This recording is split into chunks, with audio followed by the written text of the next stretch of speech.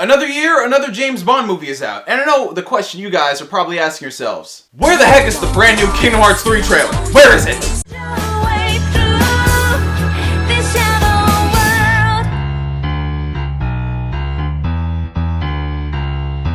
Hey everybody, what's going on? This is NGS. So over the weekend I got a chance to check out the latest James Bond movie, simply titled Spectre. This is of course the next movie starring Daniel Craig in the long-running James Bond film franchise. I know I really haven't talked a lot about James Bond on this channel, but I really do enjoy the living heck out of this series. I started off watching the movies as a kid after loving the living crap out of GoldenEye 007 on the Nintendo 64. Let's be honest here, how many of y'all played GoldenEye 007 on the 64? How many of y'all invited your friends over on Friday evenings? How many of y'all, after your mom told you to go to bed, y'all snuck in to continue playing the game at 11:30, which was way past your bedtime at the time? How many of y'all? Comment down below. Now there was a lot of hype going into this movie. We were coming off of such a successful high with the last Bond movie, Skyfall. You see what I did there? High, Skyfall. Pun intended. I am so not funny. So going to Spectre, I was pretty freaking excited to say the least. And how did the movie turn out? It's, It is very pretty. It is a very beautiful and elegant looking movie. If that wasn't an indication on anything, let me first talk about the good things and the things that I freaking enjoyed in Spectre. First of all, the acting is pretty darn good to say the least. Daniel Craig again is showing us why he is one of the best actors to play James Bond. And even in a movie that may not be as great, still wondering why that had to happen, he still shows that he is freaking James Bond. And the same goes for all of the side and supporting characters as well. Everybody did a great job in the roles that they were portraying. In addition to that, the cinematography in this movie, my freaking lord, was this some of the best cinematography I have seen all year. Skyfall has definitely raised the bar for a lot of things with James Bond, but Spectre just freaking took that bar just all the way up to the top through the roof. See, it freaking destroyed the roof of my house, and it's so high up now that we kind of can't. That was a lame joke. I'm not the biggest movie buff in the world, but I really do appreciate when a movie is well shot. And the guy who worked on this movie, I believe, also did the cinematography for Christopher Nolan's Interstellar. So if you guys have checked that movie out and you want to see something that is just as visually striking, this James Bond movie is definitely something you guys don't want to miss if you are a fan of very well shot action movies. Because when it comes to action movies, more often than not, what we've seen is that these movies, they try to go too hard when it comes to showing you guys that this is an action movie. A lot of the common tropes that we see in action films more often than not involve shaky cams and the camera just spinning all over the place to the point where you don't even understand what the living heck is going on in the film. But the cinematography in Spectre shows you exactly what is going on in the action scenes, and it really lends itself well to said action scenes because the action in James Bond movies just continually gets better and better and better and better. So you want to have something that is well shot to show off that, hey, we put a lot of time and effort into these action scenes. And that basically wraps up all the good things about Spectre. It had great acting, really good action, fantastic cinematography, but now we're gonna lead into the rest of the movie.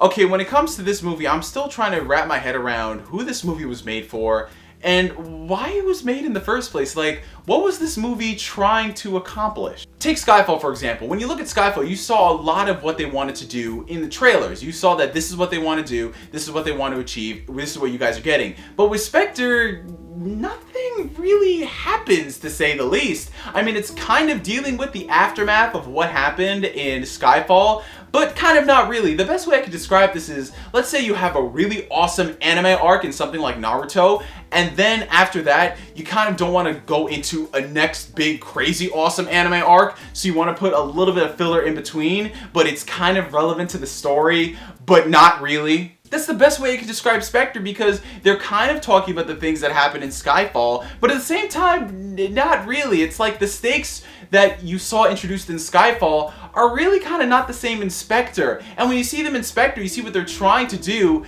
It just kind of misses the mark on getting you engaged in the movie. Ladies and gentlemen, this is a 2-hour and 20-minute movie. The James Bond movies are notoriously long, so you would expect to be engaged for all of those 2 hours and 20 minutes. But to be honest, a lot of the movie was pretty boring to say the least. It's Bond on this adventure to figure out Spectre and what they are, this evil organization, and by the time you figure out what Spectre really is, it's kind of disappointing because there's so much build-up for this organization, from the marketing, the advertising, what you see in the trailers, and then what you get in the final film is that this organization is kind of like, oh, okay, they're just the people in the shadows who've been orchestrating everything that's happened in Daniel Craig's life. We haven't seen that 30 billion times before. Now, I'm not a person who wants every single movie to be original and groundbreaking, doing their own thing, but if you're gonna go and take an established thing that's been done in movies before, at least kind of build it up in your own way. With Spectre, it's really not. Everything down to trying to tie in all of the Daniel Craig movies, from Casino to Quantum to Skyfall and now to Spectre, it sounds cool on paper, but the way they execute it's kind of like, oh, interesting.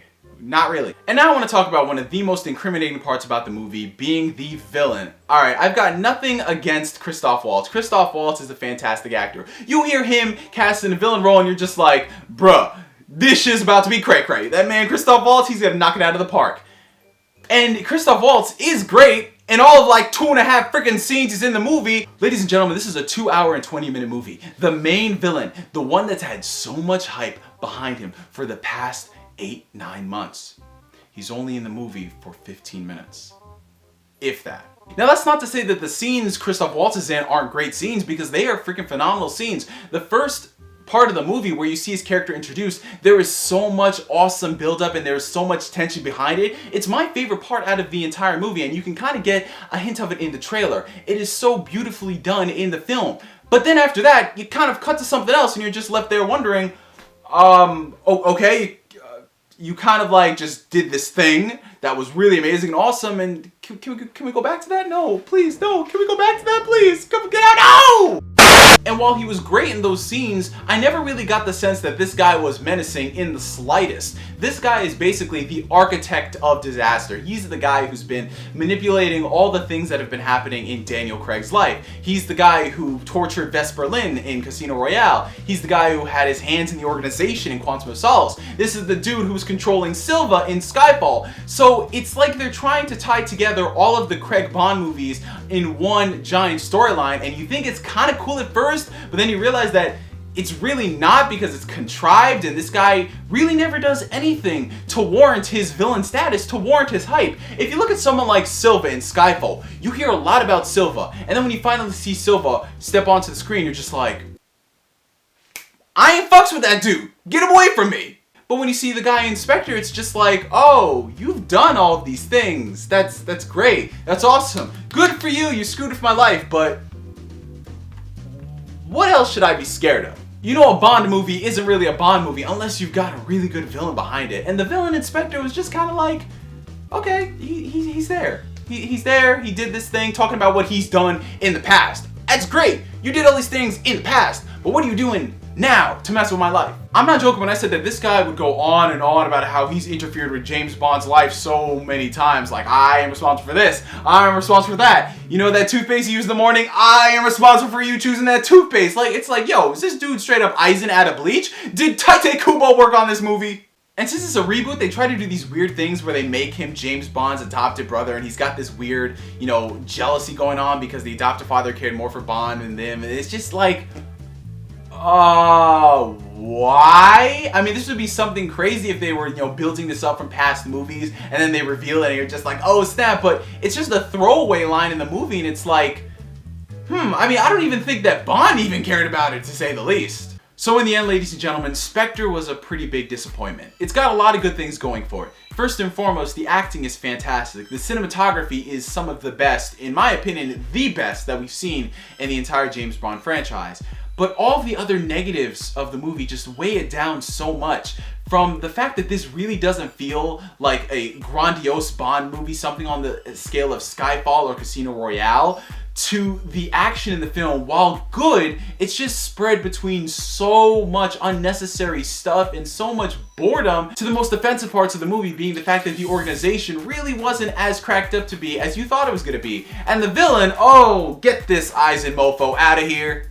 In the end, I really did want to enjoy Spectre, ladies and gentlemen. Being such a huge Bond fan, this was my most anticipated movie of the year. But the more and more I saw out of it, the more I was kind of worried that they were going to go the route that I thought they were going to go, which they did, which was they don't know how to capitalize off of the success of Skyfall. That's the biggest problem I think Sony and Columbia Pictures are having with these new James Bond movies. They have a really good movie and then they don't know how to follow up with it. You had Casino Royale, which was great, and then you had Quantum of Solace. You had Skyfall, which is phenomenal, and then you have Spectre. It's kind of like this when it comes to James Bond movies. It's like playing Russian roulette, I guess. Anyway, you guys, that was my review of Spectre. Let me know what you thought of it down below in the comment section. I'm NGS signing out, and like always, I will catch you guys later. Peace. Oh, I got stinky socks. I got Tutti Frutti. Oh, it tastes like gym bag. Oh. I got Tutti Frutti. I bet you did. Oh, okay. Is it what? I'm sorry. Is there an issue? No, you good, fam. You good.